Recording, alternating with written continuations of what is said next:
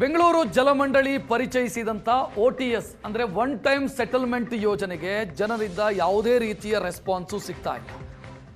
One time settlement ಮಾಡಿಕೊಳ್ಳಿ bill ಬಾಕಿ ಇದ್ರೆ ಅಂತ ಏನು BWSSB ಹೇಳಿತು, ಜನ ಅದನ್ನು ಯಾವುದೇ ರೀತಿಯಲ್ಲಿ ಸ್ವೀಕರಿಸಲಿಲ್ಲ. ಸದ್ಯ ಕಾವೇರಿ ನೀರಿನ ಕನೆಕ್ಷನ್ ಕಟ್ ಮಾಡುತ್ತಾ ಜಲಮಂಡಳಿ ಅನ್ನೋ ಪ್ರಶ್ನೆ ಮೂಡ್ತಾ ಇದೆ. ದಂಡ ಬಡ್ಡಿ ಮನ್ನಾ ಮಾಡಿದರೂ ಕೂಡ ಅಸಲು ಕಟ್ಟೋದಕ್ಕೆ ಜನ ನಿರಾಸಕ್ತಿ ತೋರಿಸ್ತಾ ಇದ್ದಾರೆ.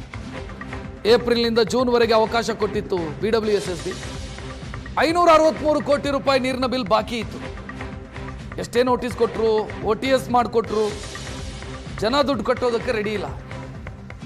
ಈಗ ಒಂದೇ ಆಪ್ಷನ್ ಇರೋದು BWSSB ಬಳಿ, ಕನೆಕ್ಷನ್ ಕಟ್ ಮಾಡೋದು, ನೀರಿನ ಸಂಪರ್ಕವನ್ನು ಕಡಿತಗೊಳಿಸೋದು.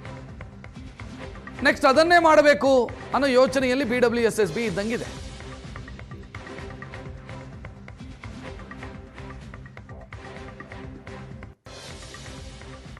ಹಾಗೆಯೇ BWSSB ವತಿಯಿಂದ OTS ಅಂತ ಹೇಳಿ ಅಂದರೆ ಒನ್ ಟೈಮ್ ಸೆಟಲ್ಮೆಂಟ್ ಯೋಜನೆಯನ್ನು ಜಾರಿಗೆ ತಂದಿದ್ದೀವಿ. ಇದು ಏಪ್ರಿಲಿಂದ ಜೂನ್ವರೆಗೆ, ಏಪ್ರಿಲ್ 1ನೇ ತಾರೀಕಿಂದ ಜೂನ್ ಅಂತ್ಯದವರೆಗೆ ಇದು ಜಾರಿಯಲ್ಲಿತ್ತು.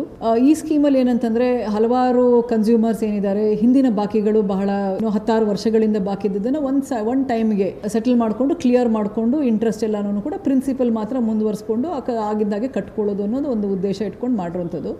ನಮ್ಮ ಶುರು ಮಾಡಿದಾಗ ನಮ್ಮ ಪ್ರಕಾರ, ಮಾಹಿತಿ ಪ್ರಕಾರ 3,61,000 ಸುಮಾರು ಕನ್ಸ್ಯೂಮರ್ಸಿಗೆ ಅನುಕೂಲ ಆಗುತ್ತೆ ಅಂತೇಳಿ ಇದನ್ನು ಲಾಂಚ್ ಮಾಡಿದ್ದು. ಅವತ್ತಿನ ಮಟ್ಟಿಗೆ ಇದ್ದಂಥ ಪ್ರಿನ್ಸಿಪಲ್ ಸುಮಾರು 563 crores, 563 ಕೋಟಿ.